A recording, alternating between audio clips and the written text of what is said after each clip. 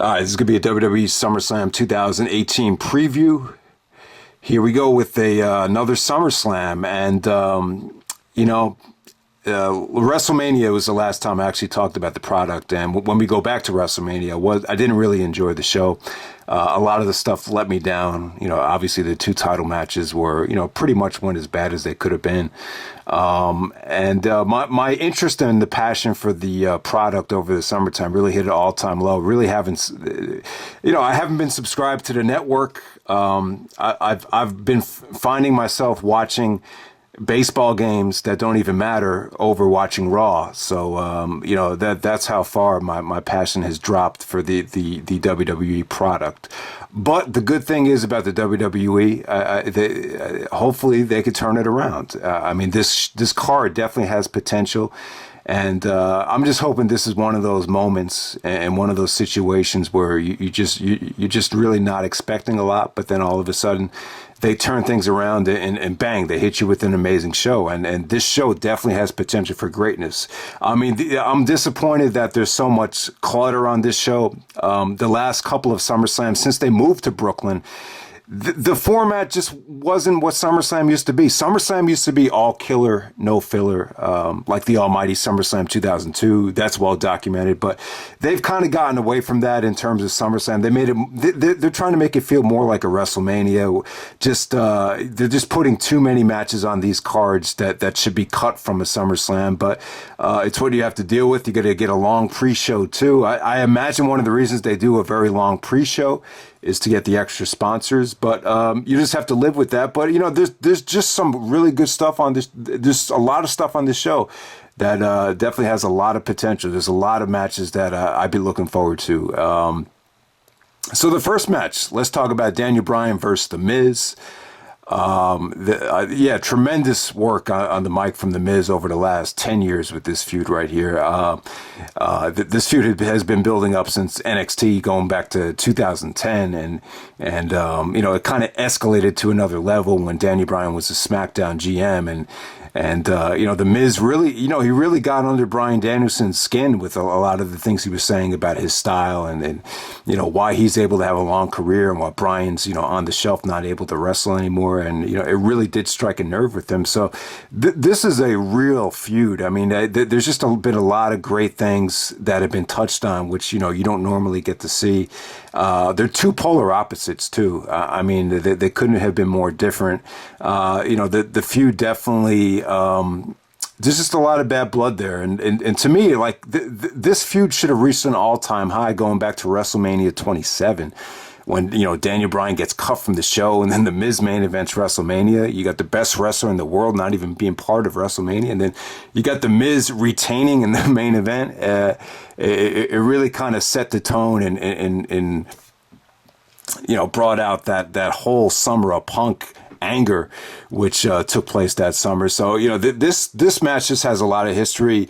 It's, you would think like Daniel Bryan returning to the WWE would spark a lot of interest, and it really didn't, though. Like, if you look at his opponents, if you look at how he was booked, it was kind of like a slow burn. He wrestled Big Cass. I can't even remember who he wrestled at the next couple of pay-per-views, but bottom line is, it's just, Daniel Bryan just really, it seems like they're being kind of cautious with him, but you really haven't seen him booked in a lot of must-see matches that's going to make people jump up and order the WWE Network. And with Bryan's return, they could have capitalized on that if you put him against the right guy. Like if I saw Daniel Bryan versus Finn Balor on one of the cards or something like that, I definitely would have ordered the show. But they're putting him in feuds, heel versus face feuds that make sense.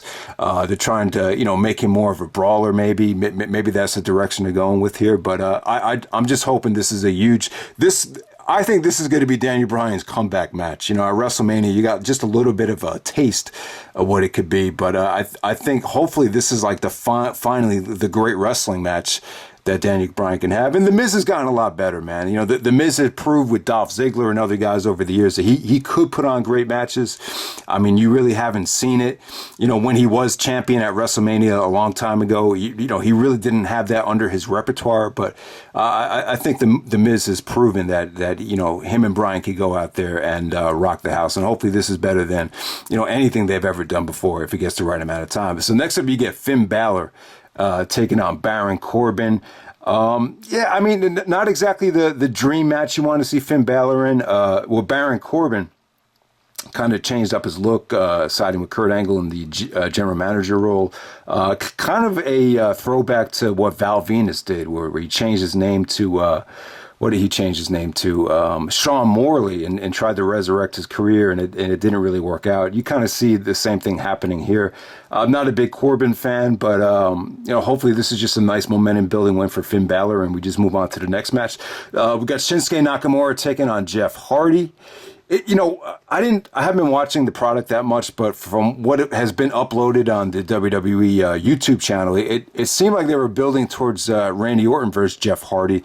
So I would suspect Orton to be involved somehow, and it seems like Nakamura is getting more wacky as time goes on. I hate to say it, guys, but it just seems like the Nakamura run in the WWE has been somewhat disappointing, and it makes total sense. Like I said in the past, Vince didn't want to hire Takeshi Morishima almost 10 years ago because he thought he was too Asian. And that lets you know everything you need to know about why Nakamura has transitioned into this type of character, where the wrestling's been put on the back burner, and you know the facial expressions, the wackiness, has kind of taken priority over the great worker that he can be, the realistic, you know, warrior striker that we all know and used to love when he was you know, back in New Japan. But you just haven't seen it so far. He's just been kind of watered down. You know, maybe Nakamura as a heel. I don't know. I don't know what you guys think of him, but Nakamura versus Jeff Hardy, it should be a fun match. Should be an interesting crowd reaction.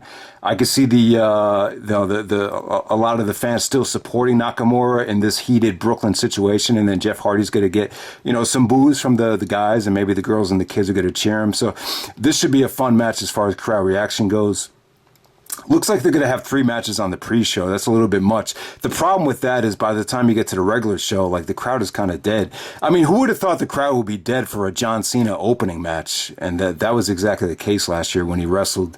I think he wrestled Baron Corbin last year. So yeah.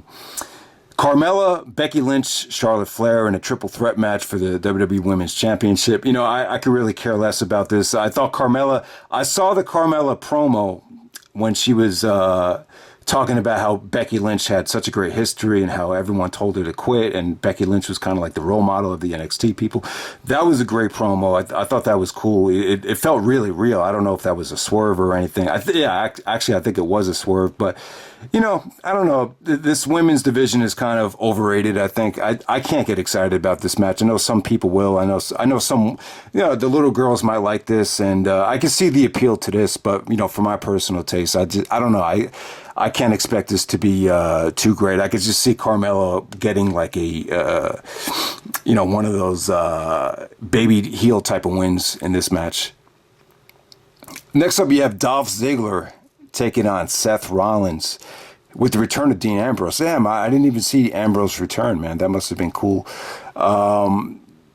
Yeah, wow. I guess this is going to have some storyline implications to it if Dolph is going to be out there with McIntyre and Seth is going to be out there with Dean Ambrose. Maybe they'll change it to a tag match because anything's possible in the WWE.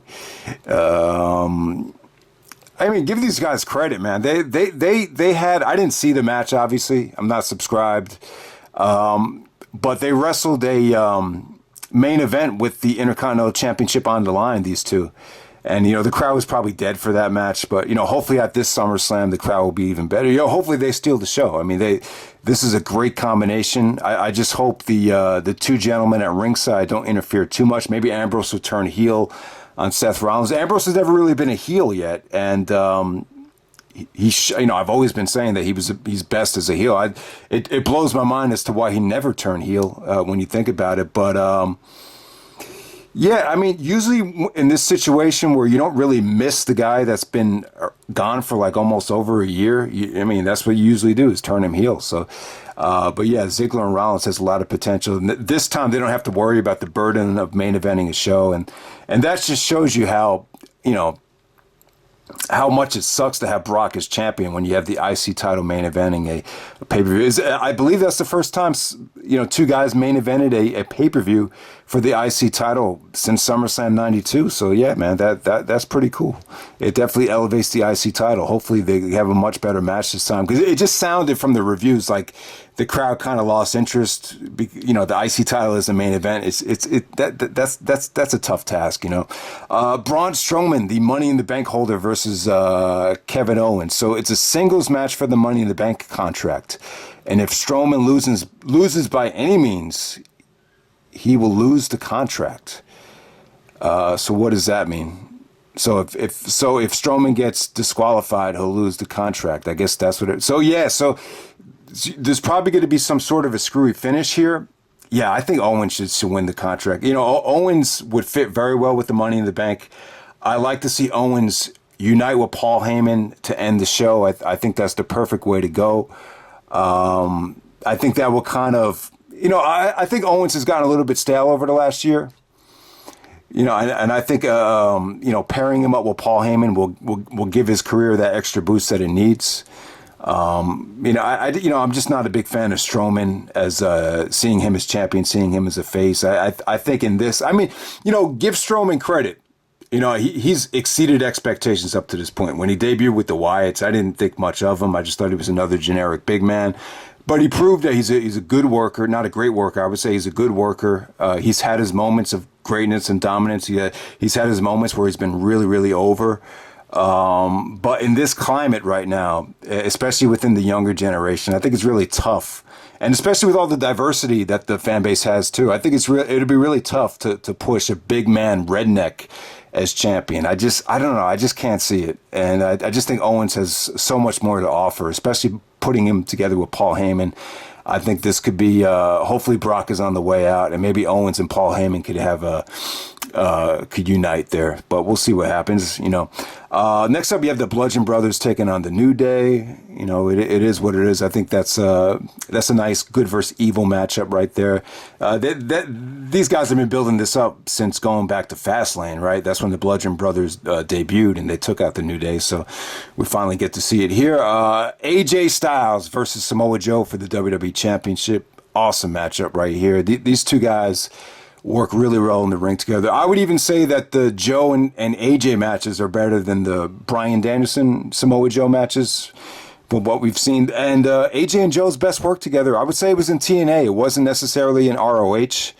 It'll be tough for them to top their 2005 work.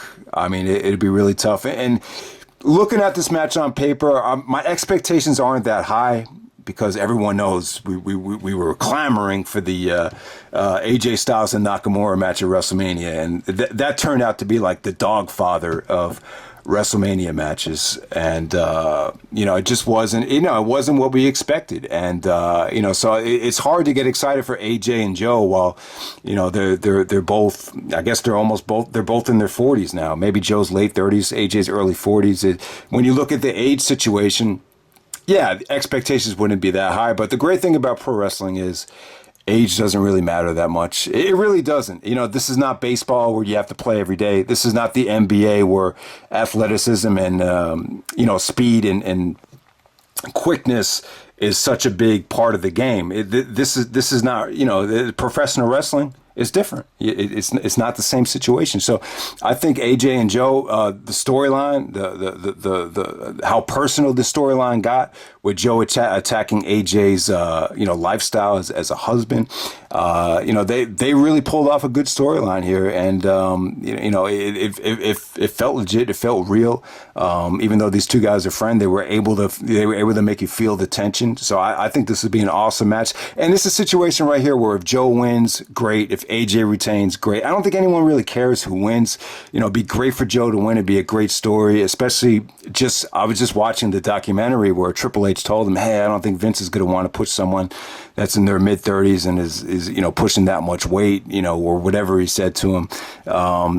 So, yeah, it'd be a great story for Joe to defy the odds. And, I wouldn't say Joe has exceeded expectations in the WWE, but, he's had his moments. He hasn't been able to stay healthy for WrestleMania, but, him and AJ, this has potential to be, the best match on the card, one of the best matches of the decade. We know what these two guys are capable of. They're when we go back to 2005, I mean, they were, two of the best wrestlers of all time when you look at what they're capable of doing. But, a lot of time has passed. You just don't know what type of platform they're going to get here. So the expectations aren't that high, but you just kind of hope it delivers. And, it's a great surprise to see Joe in the title match here. I would have thought maybe they would have went with Randy Orton or maybe even Jeff Hardy, but really happy for AJ. And SmackDown has some good building blocks here. I love the fact that Randy Orton's back to being a heel. It definitely feels like Randy Orton's had a disappointing career when you look at how established he is. So he's definitely going to have an impact. I think Orton will have an impact in this match or maybe even in the Jeff Hardy match. It looked like they were building towards Jeff Hardy, but I think AJ and Randy Orton is inevitable down the road, so AJ's probably going to retain. But yeah, man, you have a solid core. You have AJ, Joe, and Danielson on the same show. That'll be an awesome WrestleMania match if that does happen. You have the three guys from the Ted Petty Invitational Classic on the same roster. So that'd be amazing right there if that ever happens. But yeah, really looking forward to AJ versus Joe when I eventually do get to see it. Alexa Bliss versus Ronda Rousey for the Raw Women's Championship. This is a really good matchup right here. You kind of have, it's like past meets present. The women, women have definitely evolved. Alexa kind of represents what we looked to women for back in the 90s, the hot, sexy blondes like the Trish Stratus look or the Jenna Jameson look. And Ronda's kind of, taken females and made it cool to be tough and mean and go to the gym and kick ass and take no shit from anybody. And it's a great combination because you got Ronda going up against this pretty little blonde. And, I think she's probably going to squash her. I'd be surprised. I think they're going to try to make this have like a realistic MMA type of feel where Ronda would, win the match. After what Ronda was doing a couple years ago in the UFC, I'd be really surprised if this went over like 5 minutes. So yeah, it is what it is. But it was a good feud. I thought Alexa was great on the mic, and yeah, man, she really is cute. But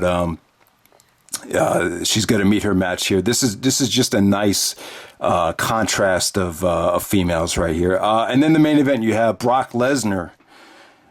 Oh, God, I hate this fucking guy. Brock Lesnar against Roman Reigns.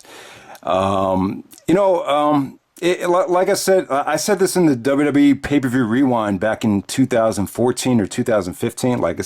It's tough to be passionate about something when the champion is not passionate about the product. But for some reason, the WWE doesn't seem to care. I don't know. Maybe Paul Heyman just made an appearance on Evan Roberts and WFAN the other day, and he said that the stock is high when Brock is champion, and that's why you put Brock above CM Punk's reign, because the stock is higher. So I don't know. I don't know what the WWE is looking at to determine whether Brock is being successful for the company or not in this role. Maybe it is, maybe it isn't. I don't know, but you would just like to see Brock face guys that you want to see face, and once again you're getting Brock versus Roman Reigns. When you look at what happened at WrestleMania, it was kind of like there's just no progression. It seemed like the same exact match from WrestleMania 31 4 years later. When you look at WrestleMania, WrestleMania 34, it just felt like the same exact story, same exact match. You can't tell what year is what. You can't tell if it's 2015 or 2018. When you look at this at the SummerSlam main event of '94 and look at the SummerSlam main event of '98, there's such a drastic change in the atmosphere and the tone of the crowd. And when you look at it now, it just feels like the same year after year.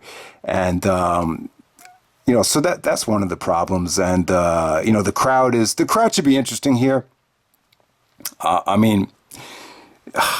you're going to have people crapping on Roman Reigns. You're going to have people crapping on Brock. It's probably going to be even more magnified here. It's really tough because there's so many great workers on this show that it's tough for diehard indie fans or diehard wrestling fans to not watch or to just totally disregard the product. It really is when you got AJ and Daniel Bryan and Samoa Joe on the show. I mean, obviously you're going to tune into the main event to see what happens. I mean, the ultimate message. I mean, the best thing to do is what they did at Backlash, just to walk out of the show, to send a message like this is, the main event that they put on was unacceptable. But the problem is they don't give a shit because the same people are not going to stop watching the WWE. For as many of the people that say the WWE sucks, the people that watch New Japan, those same people are always going to go to WrestleMania. They're always going to go to SummerSlam. So I think they know that it doesn't matter. So they're going to try as hard as they can to finally make this guy, Roman Reigns, into the mega babyface. And, to a degree, it's probably worked better leading up to this SummerSlam than it's ever had before.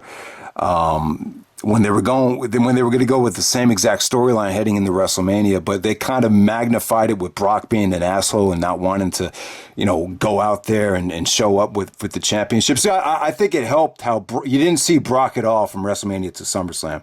It got to the point where, this is ridiculous. I mean, the guy's not making any appearances. And then when he does show up, he looks like he doesn't give a shit. And you could just tell that his and I don't blame Brock because when you look at what Brock has to face, they're just not giving him a lot of variety. So I can see why it could be tough for Brock to get motivated to face Roman Reigns. But it's just one of those matches where you just know the crowd is going to crap over anything.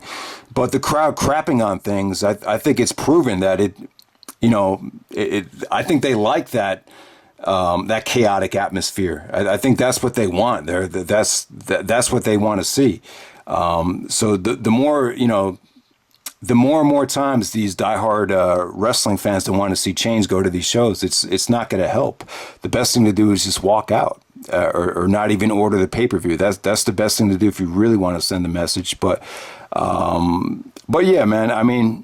This is just a match where you just, you hope Lesnar could just, I think it'd be good if it depends on Lesnar, if Lesnar brings it and they try to switch things up and be more creative. See, I think creativity is the key here. I think, we've seen the same story over and over again with Brock being dominant, but here I think it's the key is to be creative. And I don't like the idea of Roman turning heel and siding with Heyman. I think that's predictable. I don't think that makes a lot of sense. I think the I think the out of the box thing to do would have Owens cash in and side with Paul Heyman, and for Brock to kind of be upsided by Heyman at the end or blindsided by Heyman. And I like what they did with Lesnar. I like the teasing of Brock turning on Heyman and Heyman being the babyface. That's really going in a different direction. But, this whole Brock heel persona thing of him really not giving a shit, I think you can kind of take it to the next degree, and that could really be engaging if they really put that over the top and make it even more realistic. But we'll see what happens there. I just don't want to see Roman win the belt. I know they want to get the fans totally behind him here. And they probably think that they did do a good job. And then they did do a good job, but it's still not going to work. But if it does happen, that's just not what I just don't think it'll work. But that's what they want, though. But it'd be nice to see the Universal Championship defended month after month. And hopefully Kevin Owens is the one to take it. I think that'll make for the best story. But I don't know. It doesn't seem like Owens has a lot of momentum, so I could be really wrong about that. But we'll see how it goes, guys. Hopefully this is a good SummerSlam. Just want to apologize to everybody about the lack of content and the inconsistent weirdness of the channel over the summertime. But, it's tough. Like I said, a lot of it has to do with the WWE. And a lot of it has to do with me. If you don't feel confident, if you don't feel like... you could add anything in particular. insightful. It's really tough to do videos, but hopefully things get back on track, and we'll have a good September, and there could just be some better videos, and hopefully pro wrestling as a whole. It gets better as well, because pro wrestling is great. I mean, there's definitely an art to it. There's definitely something about pro wrestling that's magical. It takes you into another world when you got problems, and when you you feel like things couldn't be worse. Pro wrestling is always there to kind of take you into another world, and that's what's so great about it. But for all you guys that are going, hope you have a good time. Hope everyone enjoys the show. Hopefully we could come on here and say positive things about how the show went. But I think expectations are low considering what happened at WrestleMania. But hopefully this ends up being the best SummerSlam that they've had in Brooklyn, and I'm sure the NXT show will be great too. But I like to see the main roster finally put on that kick-ass show, and it just hasn't happened yet. When's the last time like a WWE pay-per-view was like a 9.0 or 8.5? I can't even remember. Maybe you got to go back to like Money in the Bank 2011. But yeah, guys, if I don't get around to watching SummerSlam, almost through the 2011 pay-per-view rewind, so that would definitely be coming. Hopefully have some more stuff coming too. But yeah, man, enjoy the show, and enjoy the rest of this precious summer that's almost down the drain. All right.